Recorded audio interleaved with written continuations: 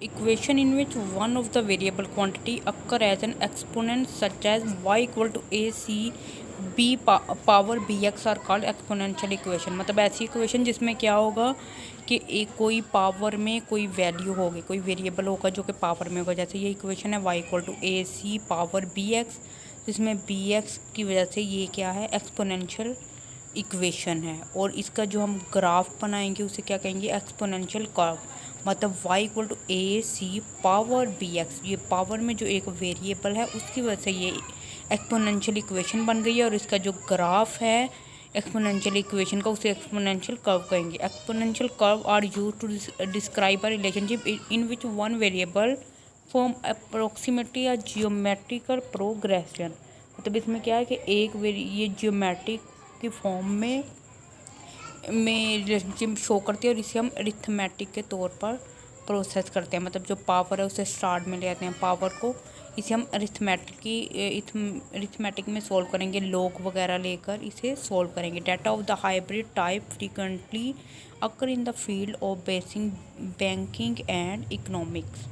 कि ये जो डाटा हाइब्रिड टाइप, मतलब इस तरह का जो डाटा है पावर में जिसमें वैल्यूज आती हैं वो बैंकिंग और इकोनॉमिक में यूज़ होता है। y equal to a c power b x and later c is a fix constant.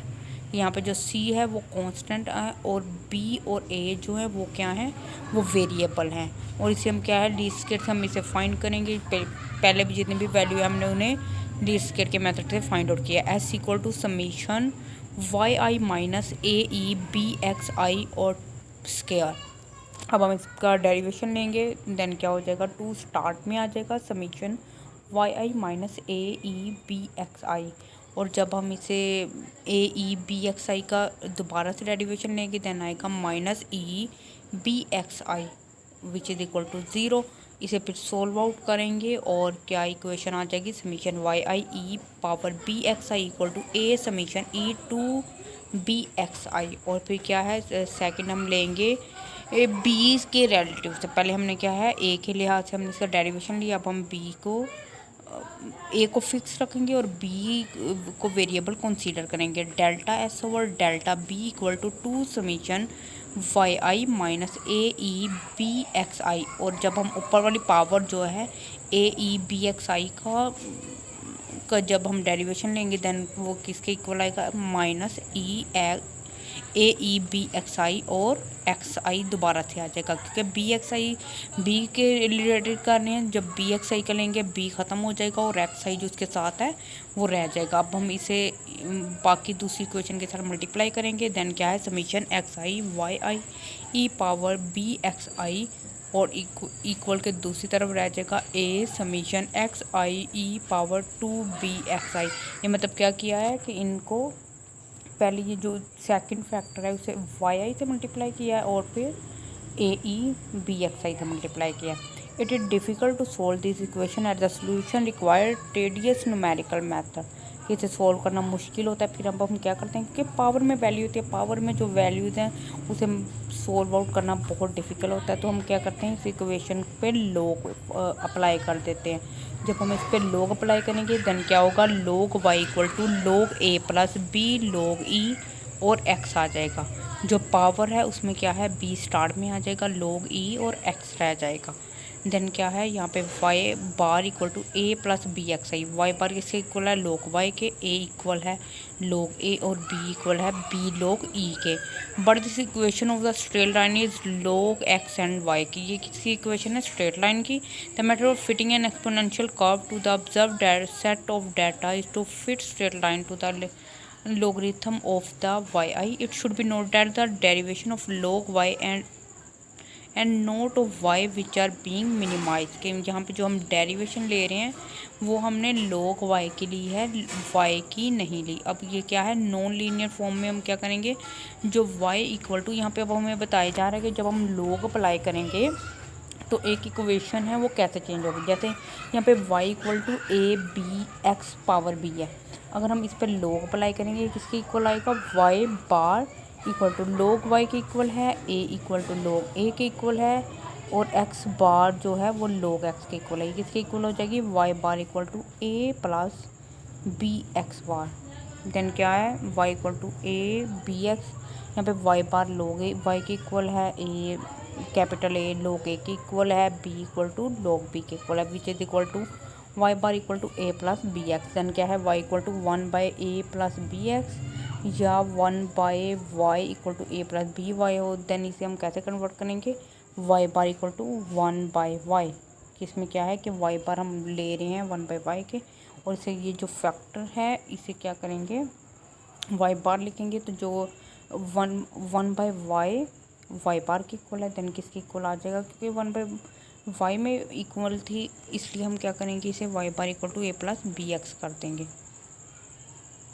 हम इसे ऐसे भी लिख सकते हैं वाई इक्वल टू 1/b/x, लेकिन सोल्व करने के लिए हमने इक्वेशन को y bar equal to 1/y consider कर लिया, और ये y bar equal to a plus b x है। Then 1/y equal to a plus b by 1/x which is equal to y bar equal to 1/y and x bar equal to 1/1 plus x.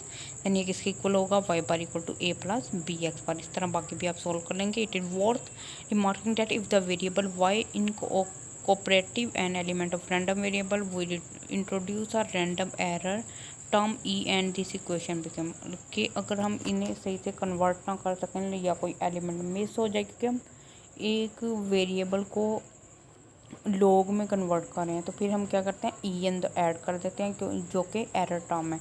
y equal to a plus b x plus e and y equal to a plus b x plus c x square plus e. Then यहाँ पे हमारे पास एक equation है y equal to a e power b x, और x की और y की वैल्यूज़ गिवन है।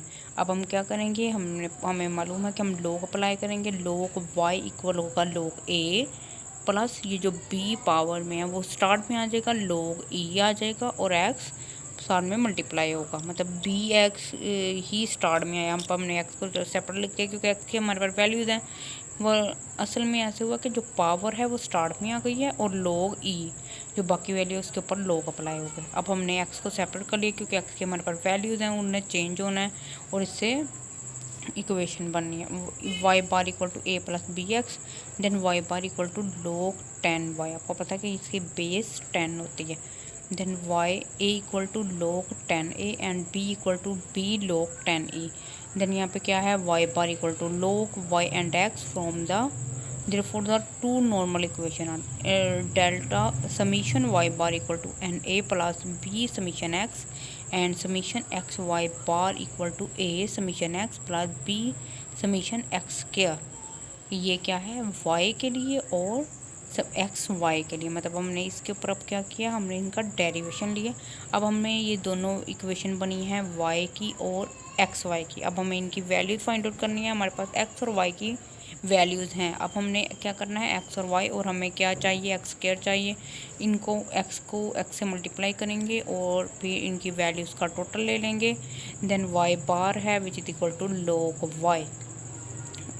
y बार फाइंड आउट करना है, वो हमने पहले कंसीडर किया है कि y बार log y के इक्वल है, तो y की हर वैल्यू का log ले लेंगे। देन क्या है एक्स वाई बार, जो हमने log की वैल्यू फाइंड आउट किया उसके x से मल्टीप्लाई कर देंगे, फिर इनका टोटल कर देंगे और यहाँ पर इक्वेशन में ये वैल्यूज़ पुट कर देंगे। देन a और b की वैल्यूज़ आ जाएंगी, और क्योंकि ये log वाली वैल्यू के आंसर्स हैं, जो a इक्वल टू -0.2805 आया और b इक्वल टू 0.4734 आया।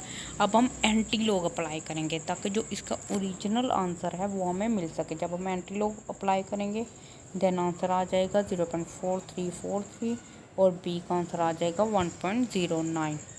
इनमें log e 0.4343 है, b का आ जाएगा 1.09 और a का आ जाएगा 0.52 और y इक्वल टू 0.52 a की वैल्यू, और e और पावर में हमने b की वैल्यू लिखनी है 1.09 और x की वैल्यू आ जाएगी। देन क्या है fit the equation of the form y equal to a x bar the following method. ये बिल्कुल सिमिलर वे में वैसे इक्वेशन होगी। x और y की वैल्यू गिवन है, हमने log y equal to log a plus b log x लिया है, और यहाँ पे क्या है हमने इन वैल्यूज़ में वही दो इक्वेशन है, और इस तरह से ही हमने x बार का log फाइंड आउट किया है, y बार का किया और है y x बार y बार और x के लिया, और ये इक्वेशन में वैल्यूज़ पुट कर दी हैं। देन a और b की वैल्यू फाइंड आउट हुई हैं और फिर उन्हें इक्वेशन में पावर में लिख दिया है।